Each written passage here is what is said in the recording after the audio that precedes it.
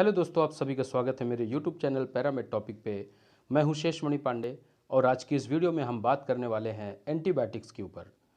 इस वीडियो में हम जानेंगे एंटीबायोटिक्स क्या होते हैं, कितने प्रकार के एंटीबायोटिक्स होते हैं, एंटीबायोटिक्स को कब दिया जाना चाहिए, बैक्टीरिया कितने प्रकार के होते हैं, बैक्टीरिया के अगेंस्ट एंटीबायोटिक्स की मैकेनिज्म ऑफ एक्शन क्या होती है, एंटीबायोटिक का स्पेक्ट्रम क्या होता है, रेजिस्टेंस क्या होता है, ये सब हम इस वीडियो में जानेंगे। तो वीडियो को लास्ट तक ज़रूर देखें।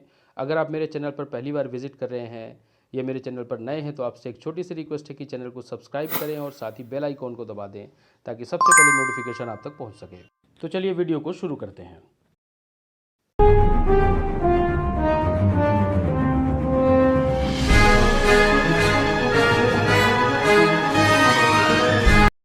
सबसे पहले हम ये जानते हैं कि एंटीबायोटिक्स क्या होते हैं। एंटीबायोटिक्स जैसा कि नाम से ही पता चल रहा है, एंटीबायोटिक्स मतलब एंटी मतलब अगेंस्ट, बायोटिक्स मतलब बैक्टीरिया। एंटीबायोटिक्स मतलब बैक्टीरिया के अगेंस्ट काम करने वाली दवा। एंटीबायोटिक्स बैक्टीरिया की अगेंस्ट कैसे काम करती है, या तो उनकी ग्रोथ को स्टॉप कर देती है जिससे कि उनका सर्वाइवल मुश्किल हो जाता है, या फिर बैक्टीरिया को कम्प्लीटली किल कर देती हैं। एंटीबायोटिक्स सिर्फ बैक्टीरिया के अगेंस्ट काम करता है। यहाँ पर एंटीवायरल या एंटीफंगल से कंफ्यूज नहीं होना चाहिए। एंटीवायरल या एंटीफंगल वायरस या फंगस के अगेंस्ट काम करते हैं। तो अब हम बात करते हैं कि टाइप्स ऑफ एंटीबायोटिक्स कि उनके नेचर कैसा होता है एंटीबायोटिक्स का। जैसा कि हमने देखा कि एंटीबायोटिक्स या तो बैक्टीरिया की ग्रोथ को स्टॉप करते हैं या फिर उनको कम्प्लीटली किल करते हैं। तो जो बैक्टीरिया की ग्रोथ को स्टॉप करते हैं उन्हें बैक्टीरियोस्टैटिक्स कहते हैं, और जो बैक्टीरिया को कम्प्लीटली किल कर देते हैं उन्हें बैक्टीरियोसाइडल एंटीबायोटिक कहते हैं। अब ये जानते हैं एंटीबायोटिक्स कब दिया जाना चाहिए। एंटीबायोटिक्स का उपयोग करने से पहले यह जानना बहुत आवश्यक होता है कि शरीर में अगर किसी भी प्रकार का कोई इन्फेक्शन है तो क्या वह बैक्टीरियल इन्फेक्शन है या नहीं। मतलब अगर इन्फेक्शन बैक्टीरिया के कारण नहीं हुआ है तो एंटीबायोटिक्स यूज़ करने का कोई फ़ायदा नहीं होगा। उदाहरण के तौर पर अगर किसी को रिंग वॉर्म का इन्फेक्शन है, या किसी को वायरल डिसीज़ है जैसे कि सोर थ्रोट या कोविड या अन्य टाइप का कोल्ड है, इन्फेक्शन फ्लू है, या अन्य कोई बीमारी जो वायरस से रिलेटेड है जैसे कि हेपेटाइटिस, तो ऐसे केस में एंटीबायोटिक का यूज़ नहीं करना चाहिए, वरना फ़ायदे के बजाय नुकसान झेलना पड़ सकता है। अब बैक्टीरियल इन्फेक्शन में भी यह जानना ज़रूरी होता है कि अगर किसी भी प्रकार का बैक्टीरियल इन्फेक्शन हुआ है तो किस प्रकार के बैक्टीरिया द्वारा इन्फेक्शन हुआ है और इन्फेक्शन किस जगह पर हुआ है। इसे जानने के लिए बैक्टीरिया के बारे में नॉलेज होना चाहिए कि कौन कौन से बैक्टीरिया किस किस जगह पर इन्फेक्शन करते हैं। साथ ही एंटीबायोटिक्स का नॉलेज भी होना चाहिए कि कौन सा एंटीबायोटिक्स किस प्रकार के बैक्टीरिया को किस तरह से मारता है या उसकी ग्रोथ को रोकता है। तो आइए हम जानते हैं कि बैक्टीरिया के बारे में कि कितने प्रकार के बैक्टीरिया होते हैं। बैक्टीरिया को मुख्य रूप से चार टाइप्स में हम पहले समझते हैं। कई तरह के बैक्टीरिया होते हैं, जो मेनली हैं वो चार हैं, जिसमें कि ग्राम पॉजिटिव, ग्राम निगेटिव, एनारोबिक और एटिपिकल आते हैं। कुछ स्पाइरोचीट्स और माइकोबैक्टीरिया भी होते हैं जिनका हम डिस्कशन यहाँ पर अभी नहीं करेंगे। ग्राम पॉजिटिव और ग्राम बैक्टीरिया क्या होते हैं। ग्राम पॉजिटिव और ग्राम बैक्टीरिया को डिफ्रेंशिएट करते हैं कि स्टेनिंग के थ्रू एक कलर होता है, स्टेनिंग की जाती है। जो कलर को रिटेन कर लेते हैं उन्हें ग्राम पॉजिटिव बैक्टीरिया कहते हैं, और जो कलर को रिटेन नहीं कर पाते हैं उन्हें ग्राम निगेटिव बैक्टीरिया कहते हैं। अब एटिपिकल बैक्टीरिया क्या होते हैं। एटिपिकल बैक्टीरिया एक स्पेशल टाइप के बैक्टीरिया होते हैं जिनमें सेल वॉल ही नहीं पाई जाती है, इसलिए इन्हें एटिपिकल बैक्टीरिया कहते हैं। इसी तरह से एनएरोबिक बैक्टीरिया भी होते हैं। एनएरोबिक बैक्टीरिया जैसा कि नाम से ही पता चल रहा है कि इन्हें ऑक्सीजन की बिल्कुल ज़रूरत भी नहीं होती है, तब भी ये ग्रो कर जाते हैं। मतलब विदाउट ऑक्सीजन ये आसानी से ग्रो कर जाते हैं, एनएरोबिक बैक्टीरिया कहलाते हैं। ग्राम पॉजिटिव और ग्राम निगेटिव बैक्टीरिया में ज़्यादा डेडली यानी कि ज़्यादा डेंजरस बैक्टीरिया कौन सा होता है। तो ग्राम निगेटिव बैक्टीरिया जो इन्फेक्शन फैलाते हैं वो ज़्यादा डेंजरस होते हैं ग्राम पॉजिटिव इन्फेक्शन के कंपैरिजन में। तो आइए अब हम एंटीबायोटिक्स को समझते हैं उनकी मैकेनिज्म ऑफ एक्शन के आधार पर कि उनकी किस किस तरह की एक्शन होती है। तो इसमें मुख्य रूप से 5 तरह की एक्शन होती हैं जो बैक्टीरिया की ग्रोथ को स्टॉप करते हैं या उनको किल करते हैं। जिनमें पहला है inhibition of cell wall synthesis, दूसरा है inhibition of function of cellular membrane, तीसरा इनिबिशन ऑफ प्रोटीन सिंथेसिस, चौथा inhibition of nucleic acid synthesis, और पांचवा inhibition of folic acid synthesis. तो पहले हम बात करते हैं inhibition of cell wall synthesis में कौन कौन से बैक्टीरिया आते हैं जो सेल वॉल सिंथेसिस को स्टॉप करते हैं, जैसे कि पेनिसिलिन, सिफेलोस्पोरिन, बेसिट्रेसिन और बेनकोमाइसिन। इसी प्रकार से inhibition of function of cellular membrane में जो आती है एंटीबायोटिक्स, उसमें पॉलीमिक्सिन्स आती हैं। इनिबिशन ऑफ प्रोटीन सिंथेसिस में क्लोरेमफेनिकॉल, मैक्रोलाइड्स, क्लिंडामाइसिन, टेट्रासाइक्लिन और अमीनोग्लाइकोसाइड।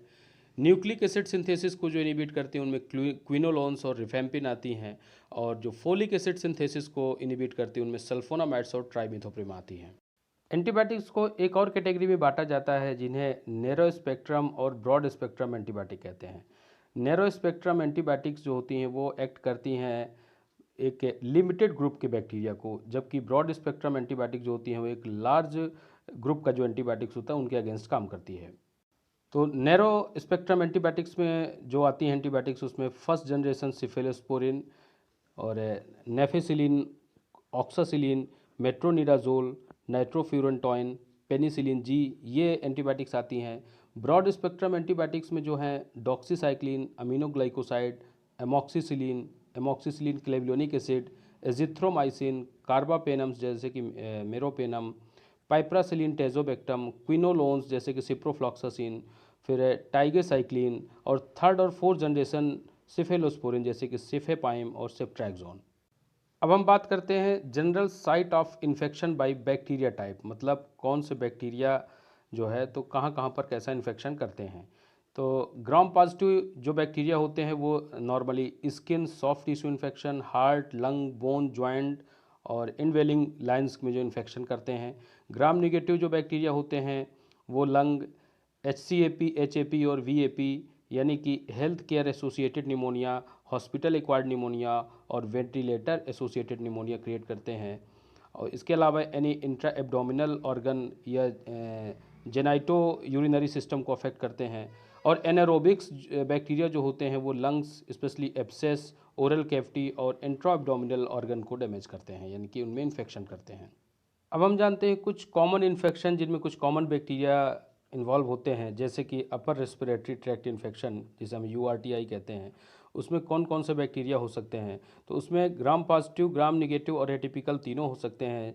तो ग्राम पॉजिटिव में स्ट्रेप्टोकोकस निमोनिया, स्टैफिलोकोकस ऑरियस और कोरिनोबैक्टीरियम डिफ्थेरी जो कि ग्राम पॉजिटिव कैटेगरी में है। इसके अलावा ग्राम निगेटिव में जैसे कि Haemophilus influenzae, Moraxella कैटेरेलिस, Neisseria gonorrhoeae, और एटिपिकल बैक्टीरिया भी इसमें शामिल होते हैं जैसे कि माइकोप्लाज्मा निमोनिया या क्लेमाइडिया निमोनिया।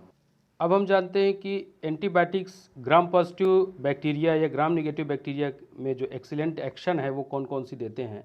तो सबसे पहले हम देखते हैं कि excellent activity against gram positive bacteria, इसमें aminopenicillin plus beta lactamase inhibitors आते हैं जैसे कि एमॉक्सिसिलिन और क्लेवियोनिक एसिड। इसके अलावा extended spectrum penicillin plus beta lactamase inhibitor जैसे कि पाइप्रासिलिन और टेजोबेक्टम, कार्बापेनम्स जैसे कि इमीपेनम और मिरोपेनम, ग्लाइकोपेप्टाइड्स और लिनेजोलिड होती हैं। इनमें से कुछ एक्टिविटी इनकी एनारोबिक बैक्टीरिया के अगेंस्ट भी होती हैं जैसे कि amino penicillin plus beta lactamase inhibitor यानी कि एमॉक्सिसिलिन क्लेवियोनिक एसिड, और extended spectrum penicillin plus beta lactamase inhibitor यानी कि पाइप्रासिलिन और टेजोबेक्टम, कार्बापेनम्स, मेरोपेनम्स, इमीपेनम और मेट्रोनिडाजोल और क्लोरमफेनिकॉल, ये एनारोबिक बैक्टीरिया के अगेंस्ट भी अच्छी एक्शन देते हैं। अब हम बात करते हैं एक्सीलेंट एक्टिविटी अगेंस्ट ग्राम निगेटिव बैक्टीरिया। इसमें जो आते हैं extended spectrum penicillin plus beta lactamase inhibitor यानी कि पाइप्रासिलिन और टेजोबेक्टम, यानी कि ये ग्राम पॉजिटिव और ग्राम निगेटिव दोनों में भी अच्छी एक्शन देता है। Third, fourth and fifth generation cephalosporin जैसे कि सेफेक्जिम, सेप्ट्रैक्सोन, सिफेपाइम एट्सेट्रा। कार्बापेनम्स में मेरोपेनम्स, इमीपेनम्स, मोनोबैक्टम्स में एस्ट्रियोनम, अमीनोग्लाइकोसाइड, अमीकासिन, जेंटामाइसिन, कोलिस्टीन, क्विनोलोन्स जैसे कि सिप्रोफ्लॉक्सासिन, लिवोफ्लॉक्सासिन और मॉक्सीफ्लॉक्सासिन। इन्हीं में से कुछ एंटीबायोटिक्स जो हैं तो एटिपिकल बैक्टीरिया पे भी बहुत अच्छा काम करते हैं जैसे कि टेट्रासाइक्लिन, क्विनोलोन्स, सिप्रोफ्लॉक्सासिन, लिवोफ्लॉक्सासिन, मॉक्सीफ्लॉक्सासिन और मैक्रोलाइड्स जैसे कि एजिथ्रोमाइसिन, क्लेरिथ्रोमाइसिन। अब जानते हैं एटिपिकल बैक्टीरिया कौन कौन सा इन्फेक्शन कर सकते हैं। तो इनमें से एटिपिकल बैक्टीरिया जो इन्फेक्शन फैलाते हैं उनमें जो sore throat, atypical pneumonia, PID यानी कि पेल्विक इन्फ्लेमेटरी डिसीज, फिर है प्रोस्टेटाइटिस, यूरेथ्राइटिस निमोनिया और ट्रैकोमा। अब हम बात करते हैं ग्राम निगेटिव बैक्टीरिया कौन कौन सा इन्फेक्शन करते हैं जो कि सबसे ज़्यादा डेंजरस होता है। उसमें निमोनिया, पेरिटोनाइटिस यानी कि inflammation of the membrane that lines the abdominal cavity, urinary tract infection specially UTI, blood stream infection जैसे कि सेप्टिसेमिया, वुंड और surgical site infection, meningitis, typhoid, cholera और गोनोरिया, ये बीमारियां ग्राम निगेटिव बैक्टीरिया द्वारा फैलती हैं। अब हम बात करते हैं ग्राम पॉजिटिव बैक्टीरिया द्वारा कौन कौन से इन्फेक्शन होते हैं।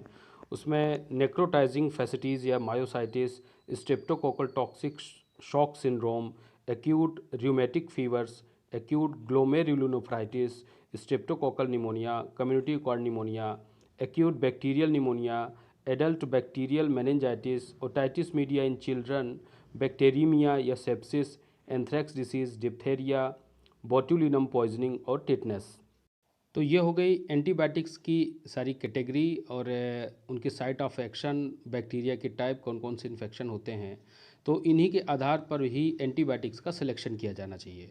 अब जैसे हम कुछ एग्जांपल लेते हैं, सेलेक्ट करते हैं एंटीबायोटिक्स को कि कैसे दें। तो मान के चलिए जैसे एक पेशेंट है जिसे गले में दर्द है, बुखार है, सर्दी खांसी या जुकाम जैसे कोई लक्षण नहीं है। इस स्थिति में यदि मरीज को जुखाम जैसे लक्षण नहीं तो हम यह मानकर चलते हैं कि उसे वायरल इन्फेक्शन नहीं बल्कि बैक्टीरियल इन्फेक्शन हो सकता है। इसे एग्जामिन करने पर यह देखते हैं कि जैसे मुंह खोलने पर रेडनेस या पस जैसा फील हो रहा है जो कि निगलने में दर्द करता है, तो यह लगभग क्लियर हो जाता है कि यह बैक्टीरियल इन्फेक्शन है। अब यहाँ पर यह देखना होगा कि कौन कौन से बैक्टीरिया हैं जो ओरल इन्फेक्शन कर सकते हैं। तो इसमें से जो बैक्टीरिया आते हैं तो ग्राम पॉजिटिव में हमने देखा कि Streptococcus pneumonia, staphylococcus aureus, cyanobacterium diphtheriae, ये इस टाइप के जो बैक्टीरिया हैं वो हो सकते हैं।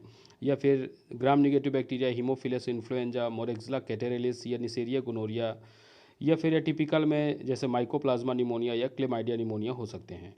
तो अपर रेस्पिरेटरी ट्रैक्ट इन्फेक्शन में जो बैक्टीरियल फ्लोरा है, अगर उसकी पॉपुलेशन देखें तो अगर वहाँ पर मिक्स फ्लोरा देखने को मिलता है तो इसका मतलब ये है कि वहाँ पर हर तरह का बैक्टीरियल इन्फेक्शन हो सकता है, यानी कि ग्राम पॉजिटिव, ग्राम निगेटिव, एटिपिकल और यूजली एनारोबिक, जो कि बहुत कम होता है एनारोबिक इन्फेक्शन। तो अब ये तीनों का कवरेज जिस एंटीबायोटिक्स में होगा हमें उसी तरह की एंटीबायोटिक्स को सेलेक्ट करना चाहिए। तो हम ये देखते हैं कि ओपीडी बेसिस में, यानी कि एक पेशेंट है जो कि जिसके सिम्टम्स बहुत ज़्यादा सीवियर नहीं है और ओपीडी में वो दिखा रहा है, तो उस कंडीशन में डॉक्टर कैसे एंटीबायोटिक सेलेक्ट करते हैं। तो डॉक्टर क्या क्या ऑब्जर्व करते हैं।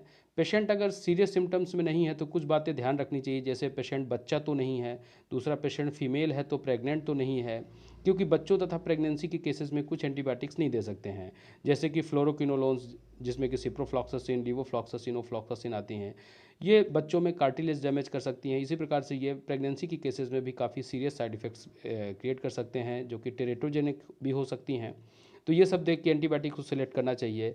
अब जो अच्छा कवरेज देती हैं जैसे कि एजिथ्रोमाइसिन, ये ग्राम पॉजिटिव और ग्राम निगेटिव और एटिपिकल तीनों में काम करती हैं। तो गले में अगर इन्फेक्शन है तो ये एंटीबायोटिक दे सकते हैं, बट ये कोई फिक्स नहीं है कि केवल एजिथ्रोमाइसिन ही दे सकते हैं। अगली एंटीबायोटिक जैसे कि एमॉक्सिसिलिन क्लेवुलिनिक एसिड है, उसको भी दिया जा सकता है। एमॉक्सिसिलिन और क्लेवुलिनिक एसिड में जो क्लेवुलिनिक एसिड है वो क्यों दिया जाता है, बहुत से लोगों का ये सवाल रहता है कि प्लेन एमॉक्सिसिलिन और क्लेवुलिनिक एसिड में क्या फ़र्क होता है। तो दोस्तों क्या होता है कि कई बार एंटीबायोटिक जैसे ही मरीज़ लेता है तो बैक्टीरिया अपनी प्रोटेक्शन के लिए एंटीबायोटिक्स जो कि एमॉक्सिसिलिन में होती है एक लैक्टम रिंग, उसे लैक्टमेज एंजाइम रिलीज़ करके तोड़ देता है। तो एमॉक्सिसिलिन का असर ख़त्म हो सकता है। अब ये रिंग ना टूटने पाए इसलिए क्लेवुलिनिक एसिड जो बीटा लैक्टमेज इनहिबिटर होती है वो इस एंजाइम को रोक देती है, इसलिए क्लेवुलिनिक एसिड को मिलाया जाता है और ये लैक्टमेज एंजाइम को ख़त्म कर देती है, जिससे एमॉक्सिसिलिन की एफिकेसी बनी रह सकती है। इस दवा में एटिपिकल कवरेज नहीं होता है तो कई बार डॉक्टर एमॉक्सिसिलिन के साथ में एजिथ्रोमाइसिन भी मिला सकते हैं, जो कि एटिपिकल कवरेज भी दे सकता है।